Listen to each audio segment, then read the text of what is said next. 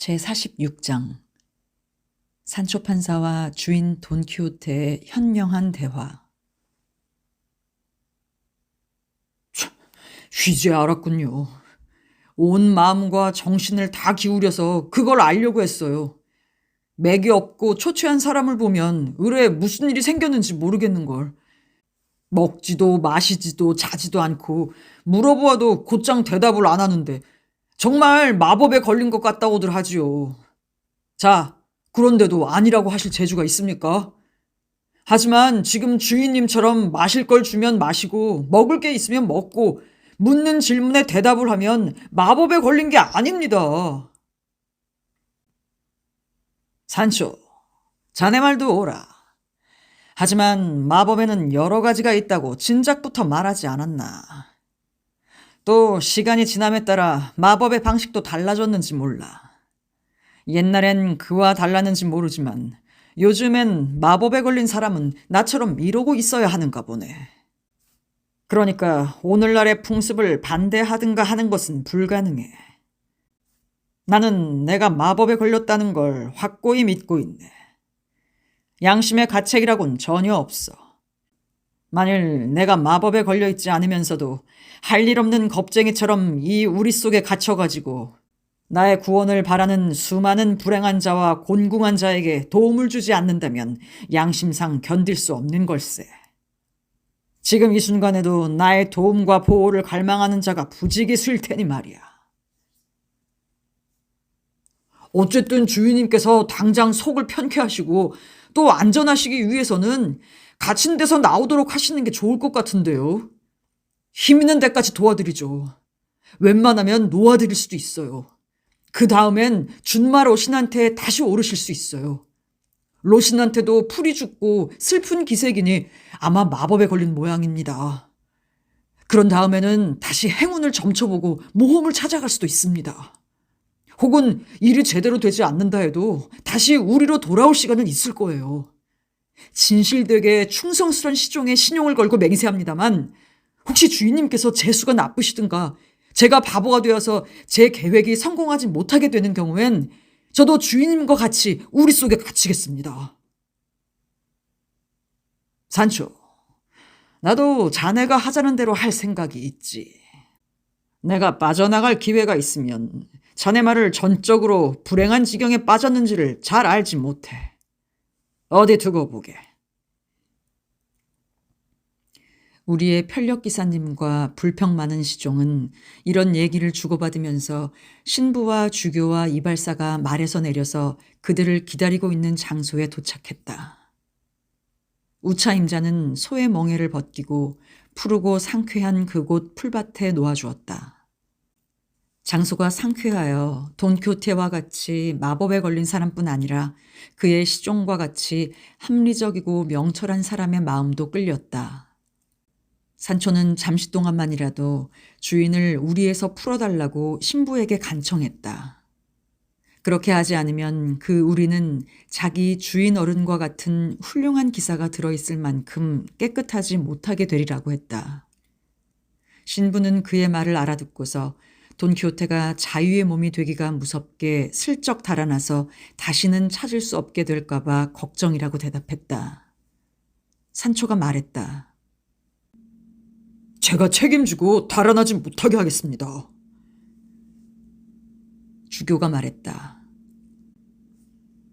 저분이 우리 허락 없이 가버리지 않겠다는 기사로서의 약속을 하시면 저도 얼마든지 책임을 지겠습니다. 그들의 말을 듣고 있던 돈키호테가 대답했다. 약속하는 바이요. 나처럼 마법에 걸린 사람은 자기 마음대로 몸을 움직일 수가 없기 때문에 그런 약속을 해야지요. 마법사는 상대자를 300년 동안이라도 꼼짝 못하게 만들어 놓을 수가 있거든요. 도망을 친다 해도 궁중으로 다시 붙들려 오기 마련이죠. 사실이 그러하니 자기를 놓아주어도 무방하다는 것이었다. 더군다나 자기를 잠시 풀어주면 모든 사람에게 이익이 될 터인데 그 이유인즉 자기를 풀어주지 않으면 멀찌감치 피하지 않았다가는 그들의 코에 불쾌감을 주어도 할 수 없다는 것이었다.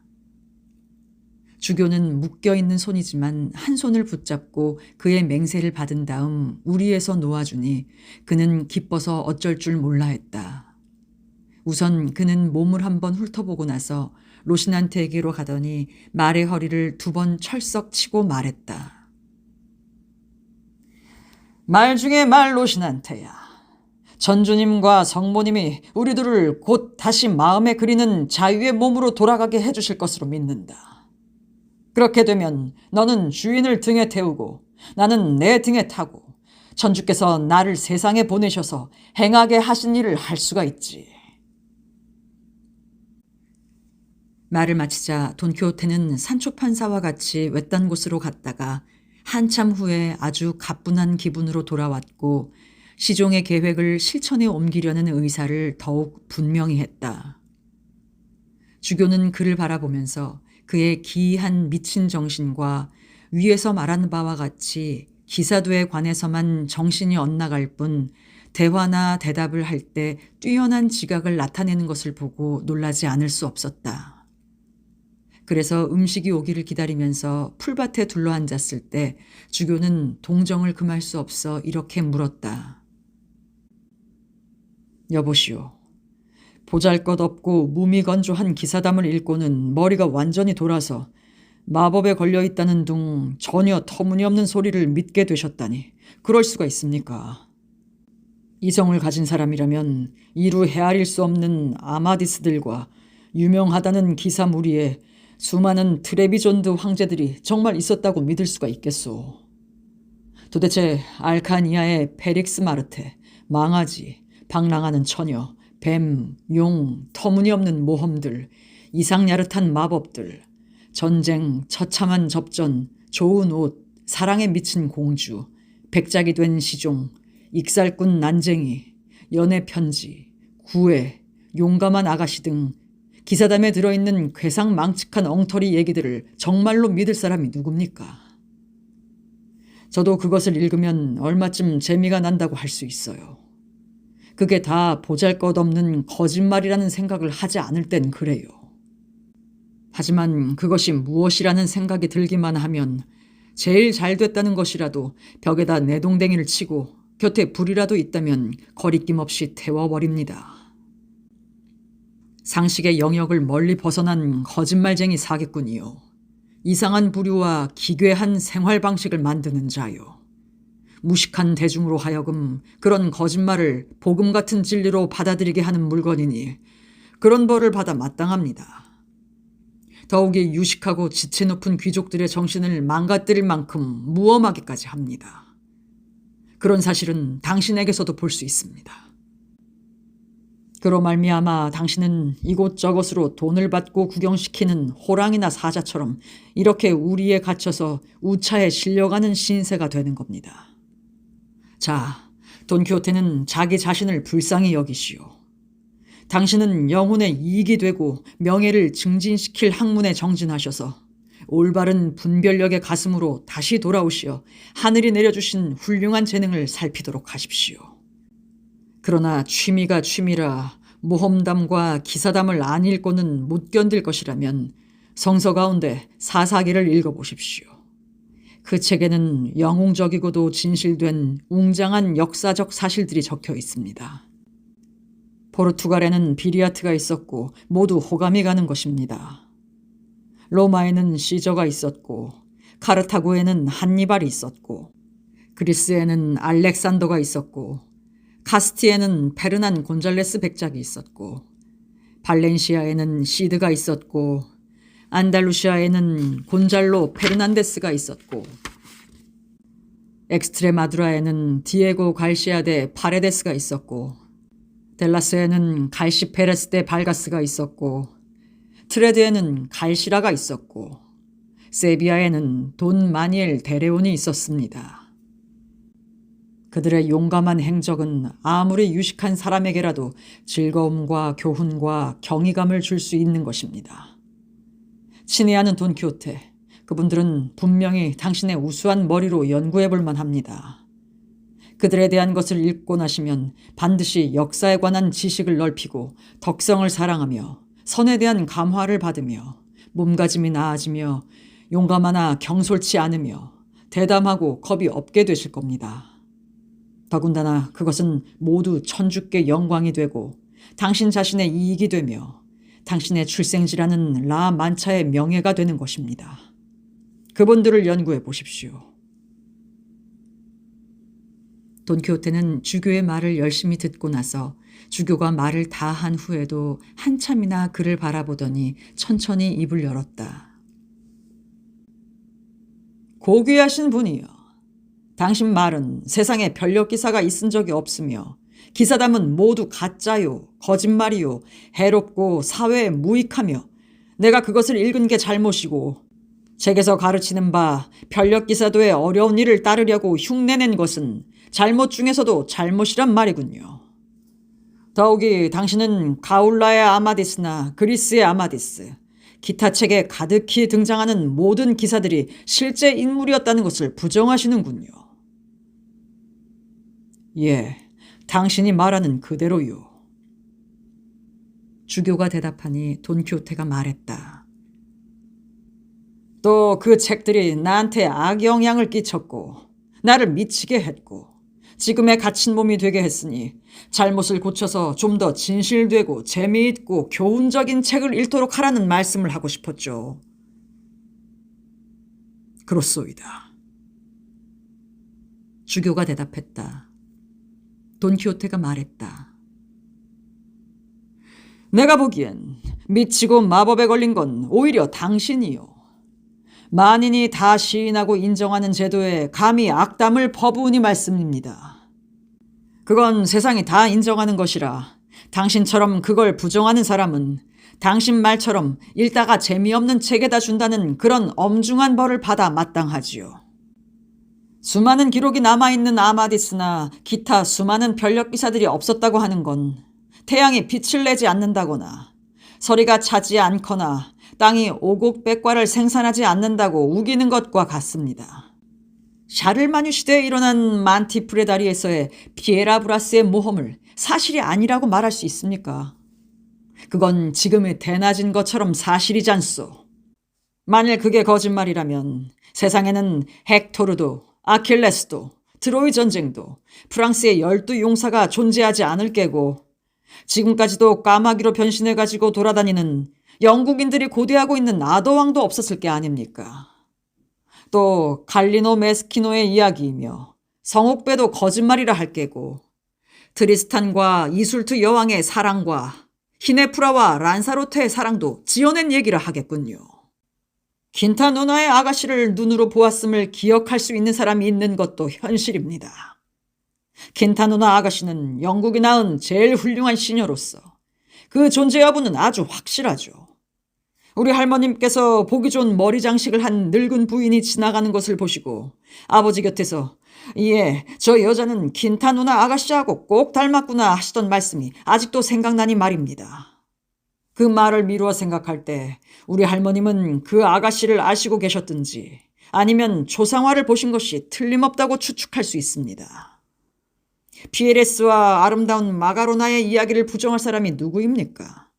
오늘날까지도 임금님의 무기고에 들어가 보면 용감한 피에레스가 공중으로 타고 다니던 목마를 부릴 때 사용한 마차 기둥보다 조금 큰 곤봉을 볼 수가 있지 않습니까? 그리고 그 곤봉 곁에는 바비에카의 안장이 있고 론세스 바리에스에는 기둥만한 커다란 롤단의 뿔피리가 있으니 그것만 보아도 12용사와 모험가라고 하는 피에레스와 같은 기사들이 존재했음을 짐작할 수 있는 것입니다.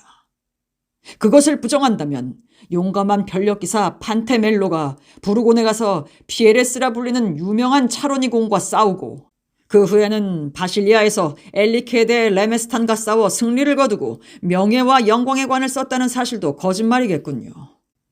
또한 용감한 스페인 사람 페드로 발다와 키티엘의 키하다가 역시 부르곤에서 폴로 백작의 아들들을 무찌를 때 행한 가지가지 모험과 도전도 부인할 테지요.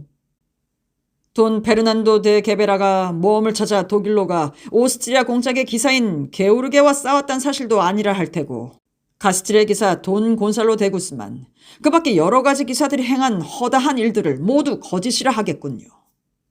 제3 말씀드리거니와 그들의 행적이란 확실하고 진실된 것이어서 그걸 부정하는 사람은 반드시 이성과 정당한 판단이 없는 사람임에 틀림없습니다.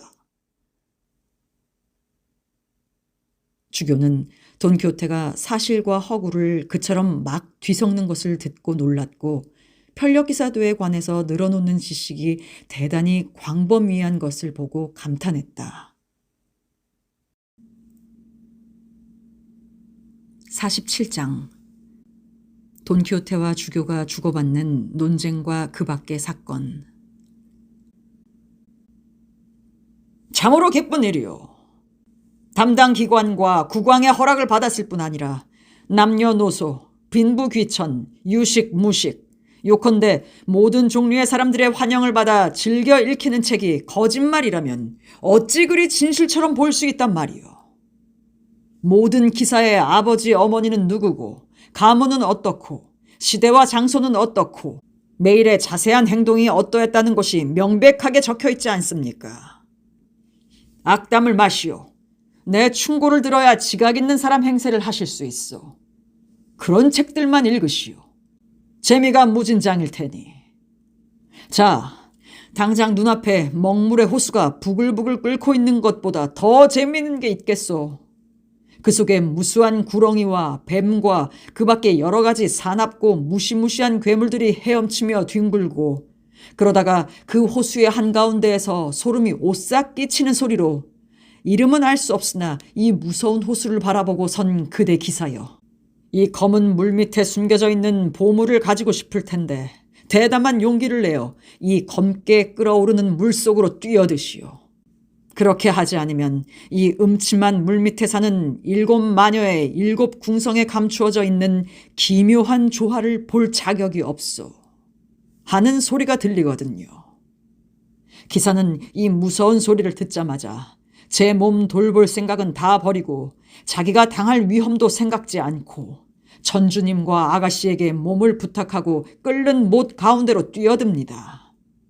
그랬더니 정말 뜻하지 않게도 자기가 어딜 가는지 모르는데 눈을 들어보니 자기는 어느 틈에 아름다운 꽃동산에 와 있는 것이 아니겠습니까? 그곳의 하늘은 더욱 투명한 것 같고 태양은 새로운 광채를 띠어 빛나는 것 같습니다. 눈앞에서 푸른 잎이 무성한 나무들이 늘어서 있고 그 푸르름은 그의 시선을 매혹하며 엉킨 가지 사이로 왔다 갔다 하는 오색 찬란한 수많은 작은 새들의 천진난만한 노랫소리에 정신이 아찔합니다. 그 다음에는 아름다운 아가씨들이 들어와 향기로운 꽃으로 짜낸 물로 손을 닦아주고 진수성찬을 베풀어줍니다. 그리고는 그 옆에 앉아서 그 궁성은 어떤 궁성이고 자기는 어떻게 해서 그만 마법에 걸렸고 그 밖에 그 기사와 그의 이야기를 읽는 사람들을 놀라게 하는 얘기를 해줍니다. 더 이상 더 길게 얘긴 하지 않겠습니다. 내가 이미 이야기한 것만 듣고서도 어떤 편력기사든지 반드시 독자를 즐겁게 해주고 놀라게 해준다는 것을 아실 겁니다. 그리고 지난 얼마 동안 미친 사람처럼 우리에 갇혀 있었지만 하늘이 나를 돕고 운명이 나를 저버리지 않는 한 내 자신의 용기로서 단시일 내에 어떤 왕국의 임금이 되어 내 마음속에 간직된 감사와 후한 마음씨를 나타낼 것이라 기대하고 있습니다. 사실 말씀이지 가난한 사람은 아무리 후한 마음씨를 가지고 있다고 해도 그것을 발휘할 수가 없습니다. 마음뿐인 감사와 생각은 행함이 없는 믿음이 죽음인 것처럼 죽은 것이나 다름없습니다.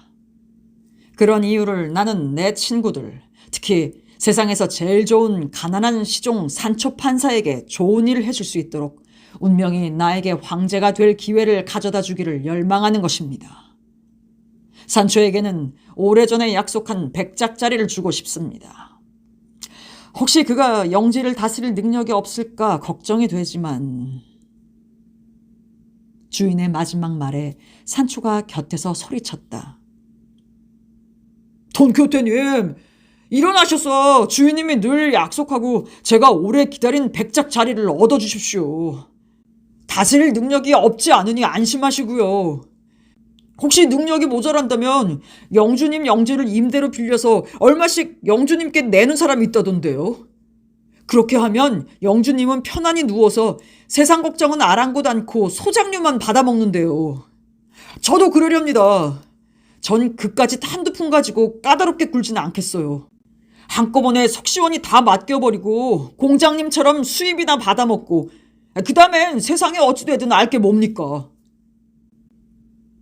산초 형제, 그건 수입을 거두어 들이는 일에 속하는 것이고 꼭 행해야 할 재판장이라는 것이 또 있다오. 그 일이야말로 능력과 건전한 판단력을 요구하며 무엇보다도 옳은 일을 하려는 정직한 의도가 필요하지요. 만일 처음부터 그런 정신이 없으면 중간과 나중에도 모두 잘못되고 하늘은 을에 순박한 사람들의 좋은 뜻을 도와주시고 간사한 자들의 악한 계획을 깨뜨리시는 법이외다. 주교의 말에 산초 판사가 대답했다.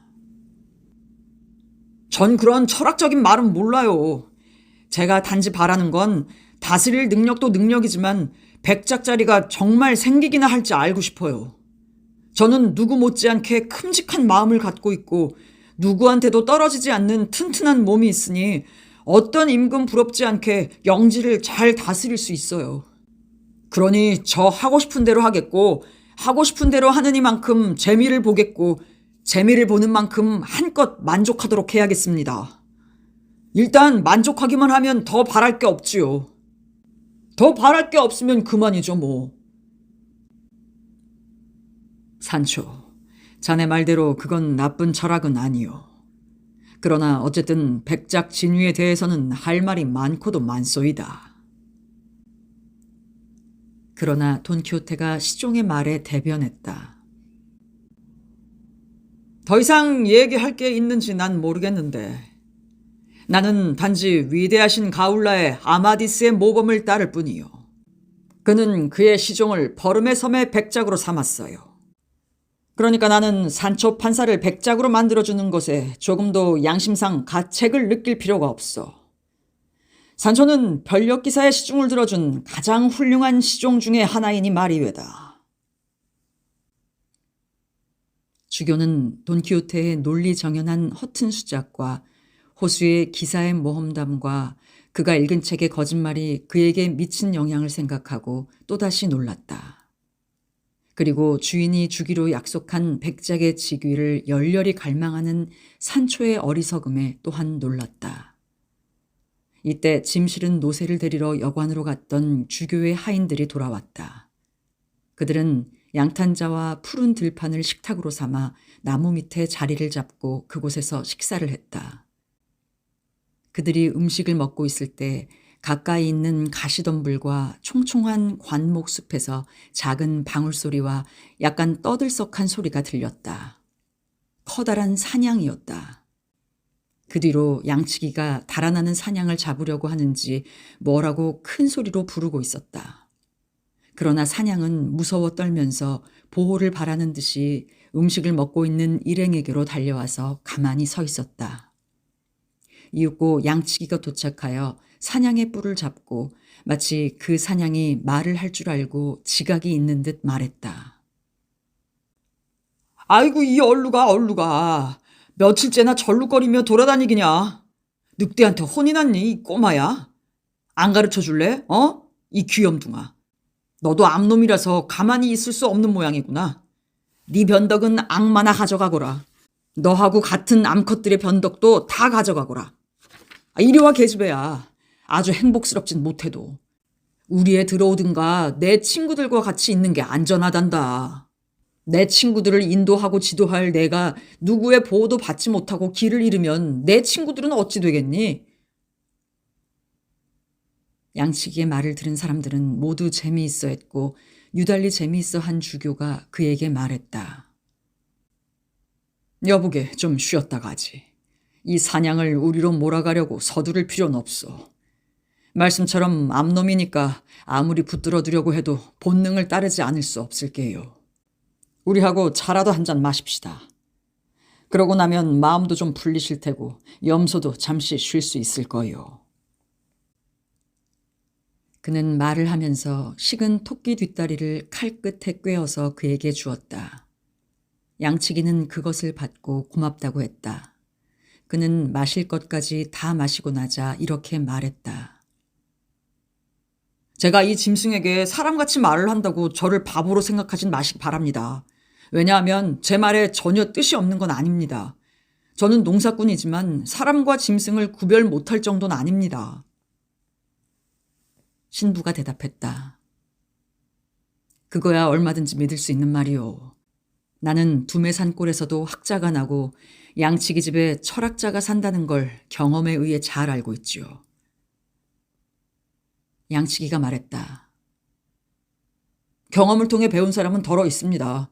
그걸 알려드리기 위해서 예를 하나 보여드리겠는데 지루하지 않다면 잠시 제 얘기를 저분이 하신 말씀과 제 말이 옳다는 걸 여러분께 말씀드리고 싶습니다. 이에 돈키호테가 대답했다. 이 사실이 어딘가 기사 모험의 성질을 약간 띠고 있는 것 같으니 얘기를 듣도록 하죠. 여기 계신 여러분들도 지각이 있고 이상한 것, 재미있는 것을 좋아하시는 분들이라 당신 얘기에 귀를 기울일 거요. 당신 얘기에는 물론 그런 이상야릇하고 재미있는 게 들어있겠죠. 자, 그럼 시작하시오. 우리가 들어줄 테니. 산초가 말했다. 전 빼놓으십시오. 저는 이 파이를 가지고 저 개울가로 가서 사흘 굶어도 괜찮을 만큼 실컷 먹겠어요. 우리 주인 돈키호테님의 말씀이 길을 찾을 수 없을 만큼 빽빽한 숲에서 엿새 동안 길을 잃을지도 모르니 편력기사의 시종은 기회 있을 때 양껏 먹어두라고 했어요. 그렇지 않으면 미라가 될 수도 있으니까요. 돈키호테가 말했다. 산초, 지당한 말일세. 가고픈 대로 가서 먹을 수 있는 대로 먹어두게. 나는 벌써 양이 찼으니 내가 원하는 건 단지 정신의 피로를 회복하는 것인데 그건 이 사람의 이야기를 들음으로써 해결해야지. 우리도 모두 그럴 생각이라오. 주교가 말했다. 그러나 약속한 이야기를 시작하기 전에 양치기는 뿔을 붙들고 있던 염소 잔등을 두어 번 때리고 말했다. 얼루가 내 옆에 누워있거라. 우리가 돌아갈 시간은 넉넉하다. 사냥은 그 말을 알아들은 듯이 주인이 앉으니까 자기도 그 옆에 얌전히 앉아서 주인의 얼굴을 쳐다보고 그가 다음의 이야기를 할 때 자기도 듣고 있다는 신용을 했다.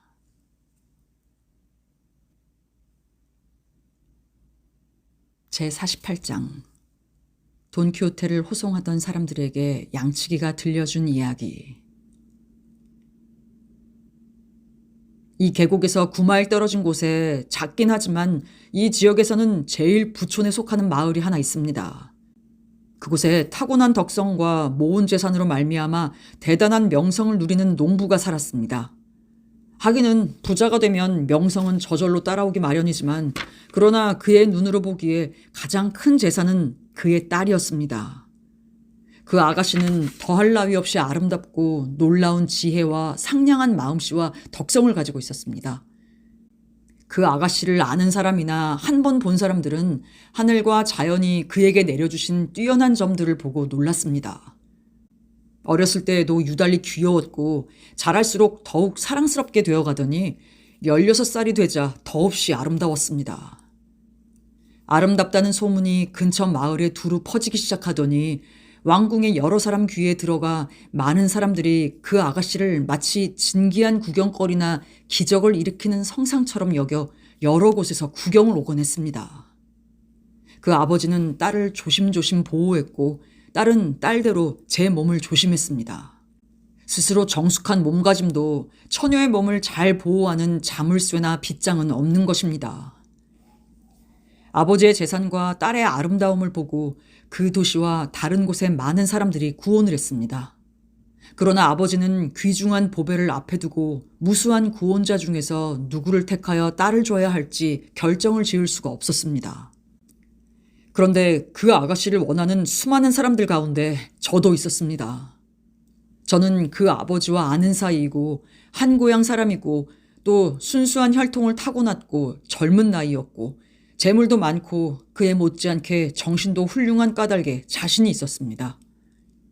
그런데 저와 같은 자질을 갖춘 한 고을 사나이 또한 그 아가씨를 원했습니다. 그 때문에 그녀의 아버지는 결정을 내리는 것을 연기하고 망설이게 되었습니다. 그가 보기에는 우리 두 사람이 다 자기 딸의 좋은 배필이 될 것 같았던 것입니다. 그 어려움을 해결하기 위해서 그는 직접 레안도라에게 물어보기로 했습니다. 저를 이 비참한 상태로 몰아넣은 그 부자 아가씨의 이름이 바로 레안도라입니다. 아버지는 딸에게 자기 마음에 드는 상대를 선택시키려고 생각한 겁니다. 결혼할 나이가 된 자식을 거느린 아버지들이 반드시 모방해야 할 방법이죠. 제 말은 자식에게 흉악한 사람들 중에서 누굴 고르게 해야 한다는 것이 아니라 좋은 사람들을 앞에다 놓고 자기네의 취향에 따라 고르게 해야 한다는 말씀입니다.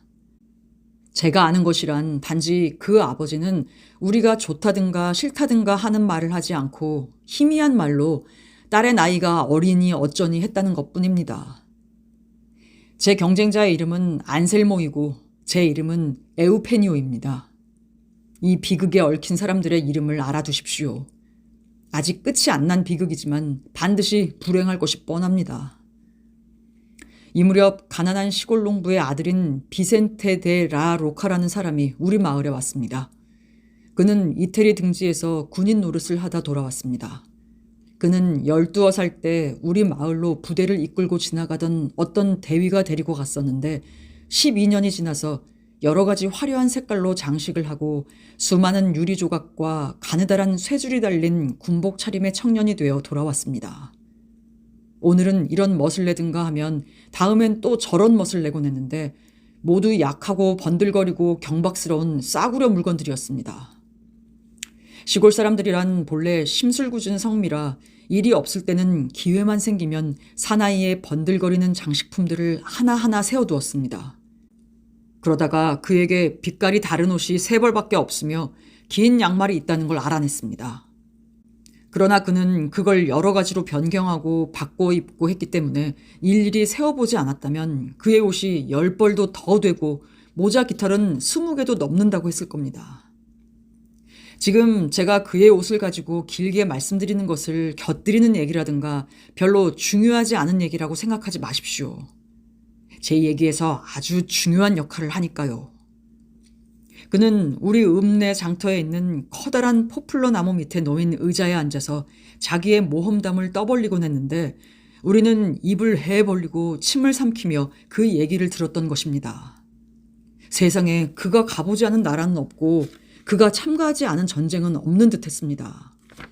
그는 지금 모로코나 튀니지에 살고 있는 터키인 전부보다 더 많은 터키인을 죽였고 그의 말에 의하면 간테, 이루나, 디에고 가르시아 데 파레데스 등 수많은 사람의 이름을 대면서 그들보다도 훌륭한 격투를 했는데 언제나 피 한 방울 안 흘리고 이겼다고 했습니다.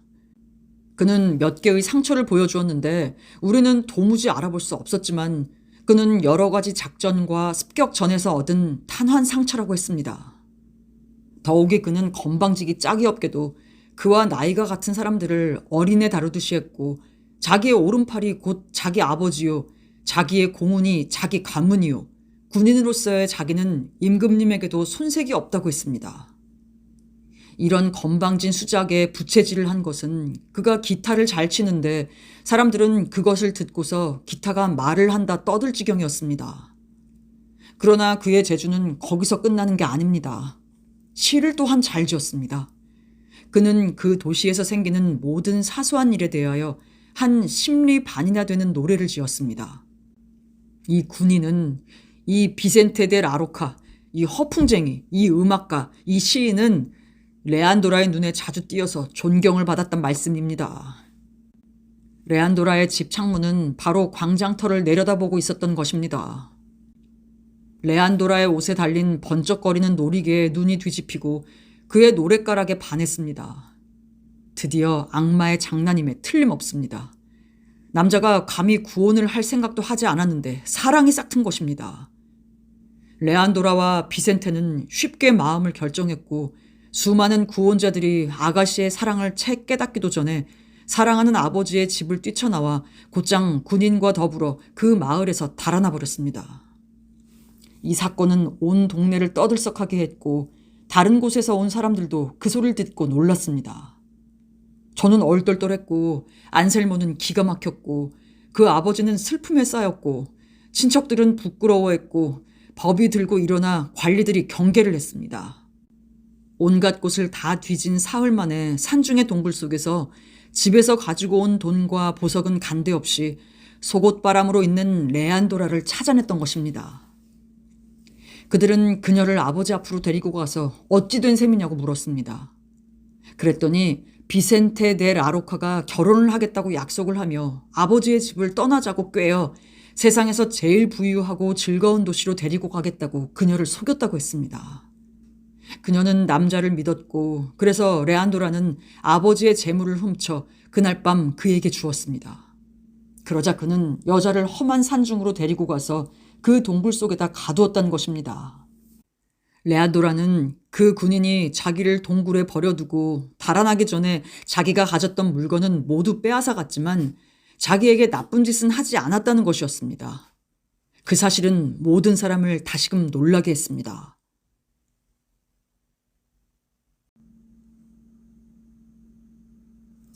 (49장) 돈키호테가 양치기와 치렀던 싸움과 고행자들의 모험.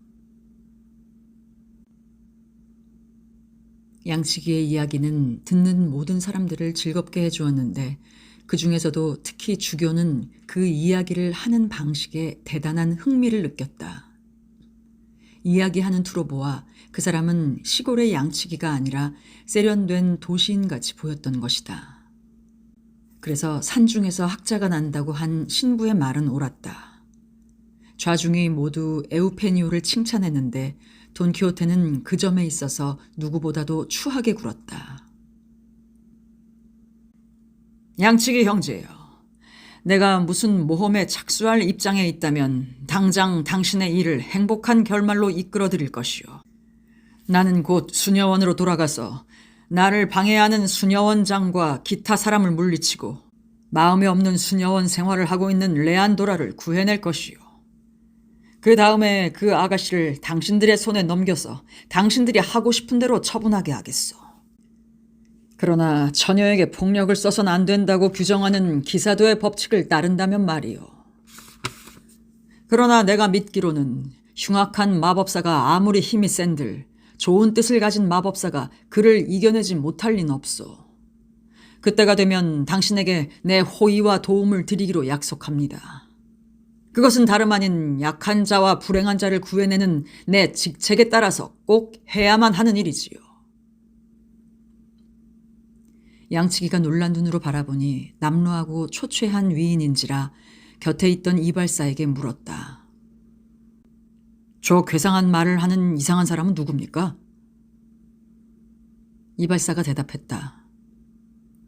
저분이야말로 억울한 일을 보복하시며 사악을 바로잡으시며 처녀들의 보호자요 거인들의 공포의 대상이요 전쟁의 승리자이신 유명한 라만차의 돈키호테가 아니시고 누구겠습니까? 양치기가 말했다. 그거 편력기사담에 나오는 얘기 같군요. 옛날 편력기사들이야말로 이 사람이 행했다는 일을 했죠. 하지만 선생께서 농담을 하셨든지 저 사람 머리통에 구멍이 뚫렸든지 둘 중에 하나겠죠. 이때 돈키호테가 외쳤다. 천하의 악당놈아! 머리에 구멍이 난 병신은 내 놈이다. 너를 낳은 어머니보다는 내 머린 텅 빈 바보로다. 그는 말을 마치자 곁에 있는 빵 덩어리를 집어서 양치기의 얼굴에 던지니 양치기의 코가 납작해졌다. 그러나 양치기는 그것을 단순한 장난으로 여기지 않고 학대를 받은 것으로 생각하고 양탄자고 주위에 널린 음식이고 간에 돌아보지 않고 돈키호테에게 달려들어 양손으로 목을 졸랐다. 마침 산초가 달려오지 않았더라면 돈키호테는 숨이 막혀 죽었을 것이다. 시종이 양치기의 어깨를 잡아 낚아 식탁 위에다 내동댕이 치니 음식은 모두 쏟아지고 엎질러지고 흩어졌다. 돈키호테는 자유로 몸을 움직일 수 있음을 알고 양치기를 향해 달려들었다. 양치기는 산초의 발길에 채여 얼굴이 피투성이가 되어가지고 무서운 복수를 가하려고 식탁에서 나이프를 주우려고 기어다니고 있었다. 그러나 신부와 주교는 그것만은 못하게 했다. 그러나 이발사의 도움을 받아서 양치기는 돈키호테를 넘어뜨리고 얼굴에 비 오듯 주먹질을 가하니 기사의 얼굴에도 그의 얼굴처럼 피가 철철 흘렀다. 주교와 신부는 허리가 부러져라 웃어댔고 모든 사람들이 다 개싸움을 구경할 때처럼 응원을 했다. 단지 산초 판사만이 절망 속으로 빠져들었다. 주교의 하인이 그를 꼭 붙들고 주인을 돕지 못하게 했던 까닭이다. 이렇게 서로 물고 뜯는 두 싸움꾼을 제외한 모든 사람이 재미있게 구경을 하고 있을 때 구슬픈 나팔 소리가 들려와서 다들 그쪽으로 고개를 돌렸다. 그러나 그 소리를 듣고 제일 흥분한 사람은 돈키호테였다. 그는 그만 분하게도 적잖이 맞고 터진 신세로 양치기에 깔려 있었다. 그가 원수에게 소리쳤다. 악마 형제여, 나를 죽일 용기와 힘이 있으니 악마가 아닐 리가 없소.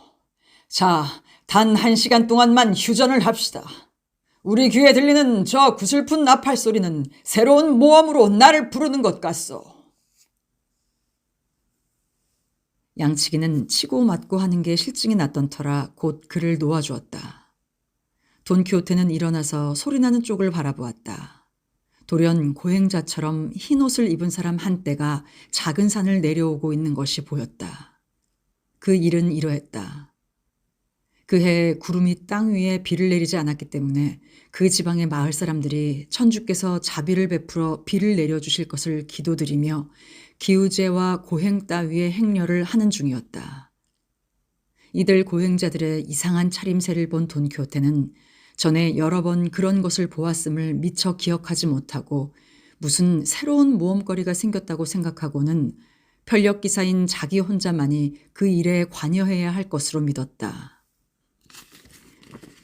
그는 그들이 검은 천으로 휘감은 성모상을 가지고 가는 것을 보고 그 버릇없는 악당들이 어느 귀부인을 강제로 납치해 가는 것이라고 생각하고 분연히 모험에 뛰어들 결심을 했다. 그는 이런 생각이 떠오르기가 무섭게 근처에서 풀을 뜯고 있던 로신한테에게로 달려가서 안장에 걸려있던 고삐와 방패를 들고 눈 깜짝할 사이에 로신한테에게 재갈을 물렸다. 그리고는 산초더러 칼을 가져오라고 소리치고 방패를 부여잡아 거기 있는 모든 사람에게 큰 소리로 외쳤다. 자, 용맹하신 일행이여. 편력기사도에 종사하는 기사가 세상에 존재한다는 것이 얼마나 중요한지 보여드리겠습니다. 지금 납치되어 붙잡혀가는 저 귀부인을 놓아줄 터이니 편력기사에게 어떤 평가를 내려야 할지 알게 되실 것이외다.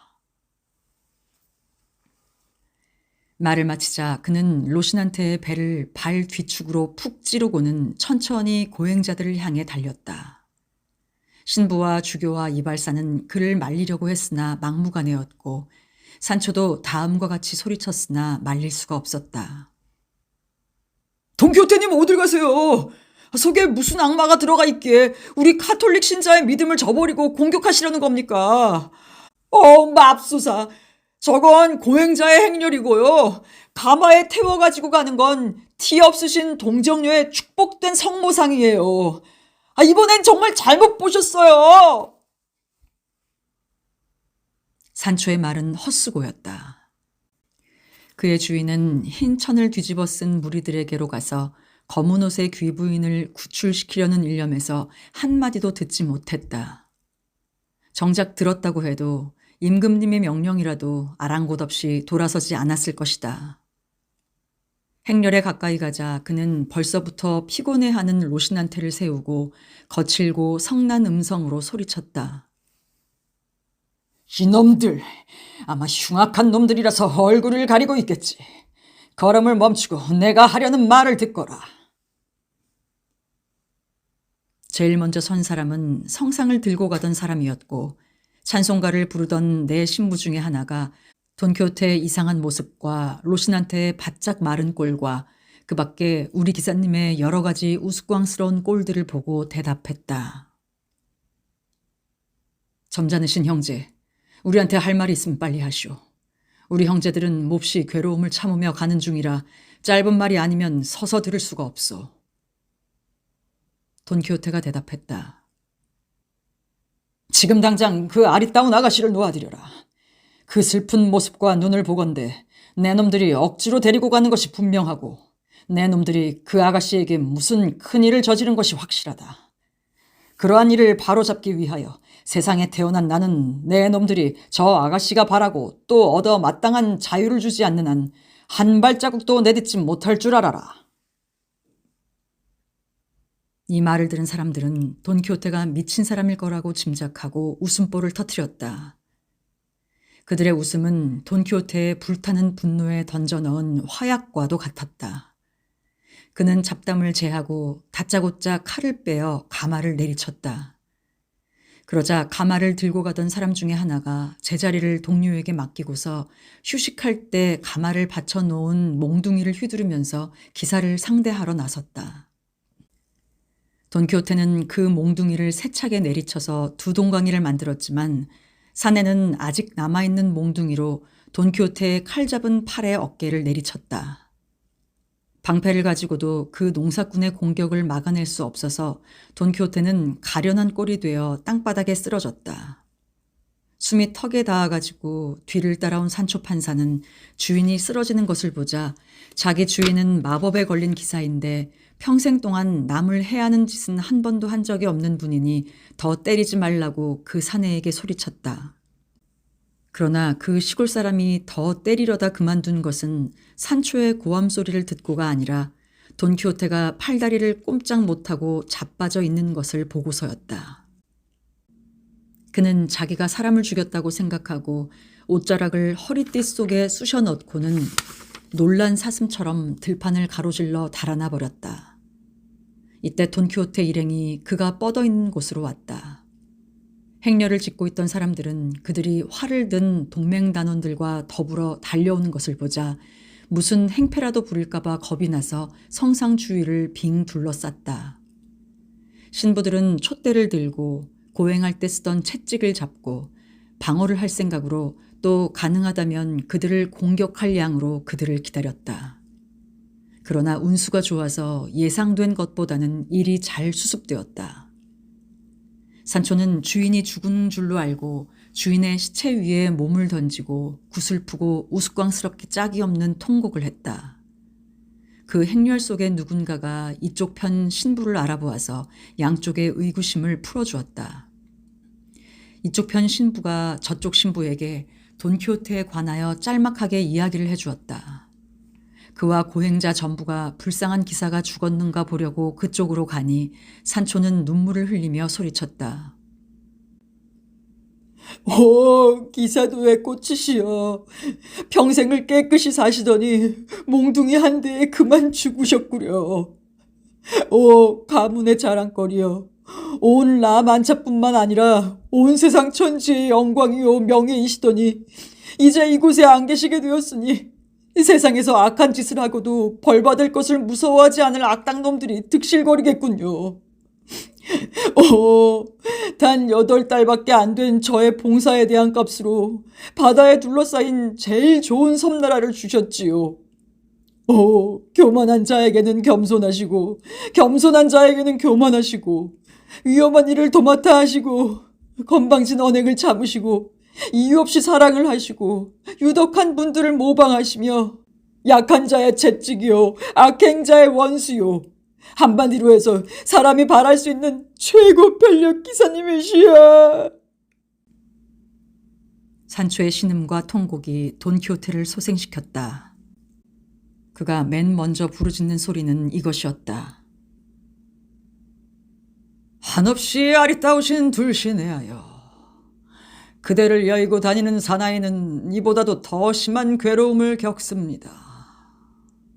산초, 로신한테의 안장에 올라탈 형편이 못되니 나를 부축해서 마법에 걸린 우차에다 태워다오. 이쪽 어깨는 아주 으스러지고 말았어. 산초가 대답했다. 그거야 쉬운 일이죠. 그리고 주인님을 위해 주시는 이분들과 더불어 우리 마을로 돌아가서 좀 더 이익이 되고 이름도 빛낼 모험을 또 하나 계획하기로 합시다. 돈키호테가 대답했다. 산초, 내 말이 옳다. 지금 한창 기세를 뻗치고 있는 저 별들의 악한 힘이 다 쓰러질 때까지 기다리는 게 현명한 것이다. 주교와 신부와 이발사는 그의 결심을 칭찬하고 산초 판사의 어리석음을 실컷 즐긴 뒤에 돈키호테를 전처럼 우차 위에 실었다. 이리하여 다시금 행렬을 이루고 길을 재촉했다. 양치기는 일행에게 작별을 고했고 동맹단원들도 더 가지 않겠다고 해서 신부는 약속했던 돈을 주어 보냈다. 주교도 돈키호테가 어떻게 되는지 알려줄 것을 신부에게 당부하고 제 갈 길을 갔다. 이리하여 그곳에서 모두 흩어져서 제 갈 길을 갔고 신부와 이발사와 돈키호테와 산초와 주인 못지않게 참을성을 가지고 온갖 경험을 감당해낸 준마 로신한테만이 남게 되었다. 우차 주인은 소에다 멍에를 씌우고 돈키호테를 건초더미 위에다 실었다. 그리고는 신부의 지시를 따라 느릿느릿한 황소걸음으로 여행을 계속하여 엿새 만에 돈키호테의 마을에 도착했다. 그들이 도착한 것은 한낮이었는데 때마침 일요일이라 돈키호테가 탄 수레가 지나갈 때 모든 사람들이 장터에 나와 있었다. 그들은 우차 속에 무엇이 들었나 보려고 몰려왔다가 같은 마을 사람인 것을 알고 깜짝 놀랐다. 그러자 한 소년이 기사의 가정부와 조카 딸에게로 달려가서 주인이자 아저씨가 바짝 말라가지고 건초더미에 앉아 우차를 타고 온다는 소식을 전했다. 선량한 두 여인이 소리를 지르고 가슴을 치며 저주받을 기사도 서적에 던지는 저주의 소리는 차마 들을 수 없었다. 기사가 집으로 들어오는 것을 보자 그들은 다시 한번 그런 소동을 되풀이했다. 돈키호테가 돌아왔다는 소식을 들은 산초 판사의 아내도 달려왔다. 자기 남편이 시종 노릇을 해주러 그를 따라갔다는 것을 급기에 알았던 것이다. 그 여자는 산초를 보자 대뜸 노새를 어떻게 했느냐고 물었다. 그러니까 산초는 주인보다 건강 상태가 좋다고 딴전을 피웠다. 아유, 그렇다면 천주님께 감사를 드려야지. 그런데 여보, 시종 노릇으로 어떤 대가가 있었나요? 내 치맛감 하나라도 생겼어? 애들의 예쁜 신이라도 가져왔나요? 그런 건 하나도 안 가져왔지만 그보다 훨씬 값지고 중요한 것들을 가져왔지. 그의 아내가 대답했다. 아이, 그렇다면 정말 기쁘군요. 그럼 그 훨씬 값지고 중요한 걸 좀 보여줘요. 그걸 보면 내 마음이 후련해질 거예요. 당신 없는 동안 너 얼마나 쓸쓸했다고. 집에 가서 보여주지. 지금은 그쯤 알아두라고. 하지만 천주께서 우리가 다시 모험을 찾아 여행을 나서는 걸 허락하시면 내가 어떤 섬나라의 백작이나 총독이 되어 올 테니 두고 봐. 그것도 시시한 시골 섬이 아니라 최고의 섬에서 말이야. 아, 그거야말로 우리에게 아주 필요한 거예요. 하늘이 허락해 주시기만 빌어요. 그런데 여보, 그 섬나라고 뭐고 하는 게 무슨 말이에요? 난 도무지 알아듣질 못하겠어요. 산초가 말했다.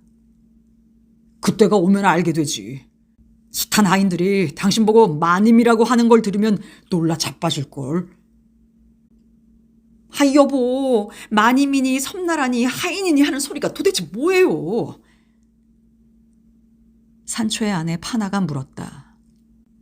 파나 판사란 산초의 아내 이름이었는데 무슨 혈연적 인척 관계가 아니라 라만차 지방에서는 아내가 남편의 성을 따르기 때문에 성이 같은 것이다. 파나, 걱정 말라니까. 뭐든지 한꺼번에 다 알려고 해선 안 돼. 내가 거짓말을 하는 게 아니니 됐지 뭐야. 그러니 입을 다물어. 하지만 이것만은 당신한테 말해두지. 세상에 똑똑한 사람으로 모험을 찾아다니는 편력기사님의 시종 노릇하는 것보다 더 재밌는 건 없어. 대개는 바라던 대로 다 잘 되는 건 아니지만 100번 모험에 99은 실패하고 마는 게 보통이야. 나는 경험을 해서 잘 알지. 담요 공치기도 당해봤고 실컷 매를 맞기도 했으니까. 하지만 사건을 찾아서 산을 넘고 숲을 뒤지며 바위를 기어오르고 궁성을 찾아들며 돈 한 푼 안 치르고 공짜로 여관에 묵고 참 기분 좋은 노릇이지. 산초 판사와 그의 아내 파나 판사 사이에 이런 얘기가 오가는 동안 돈키호테의 가정부와 조카 딸은 돈키호테를 맞아들여 옷을 벗기고 그의 낡은 침대에 뉘었다. 그는 곁눈으로 그들을 멍청이 쳐다보면서 자기가 어디 와 있는지 알지 못했다. 신부는 조카 딸에게 그를 집으로 데려오느라고 고생한 일을 다 이야기해 주었고 돈키호테를 아주 정성껏 돌봐드리고 다시 도망치지 못하게 조심하라고 일렀다. 그 말을 들은 두 여자는 다시금 울음을 터뜨렸고 새삼스레 편력기사도에 관한 책에 저주를 퍼붓고 그런 거짓말과 터무니없는 것을 지어낸 저작자들을 밑바닥 없는 구렁텅이 속에 빠지게 해주십사고 하늘에 기도했다. 그들은 돈키호테가 조금만 몸이 회복되면 다시 집을 나갈까봐 걱정이 되어 견딜 수 없었다. 그리고 그것은 마침내 그녀들이 걱정하던 대로 되고 말았다.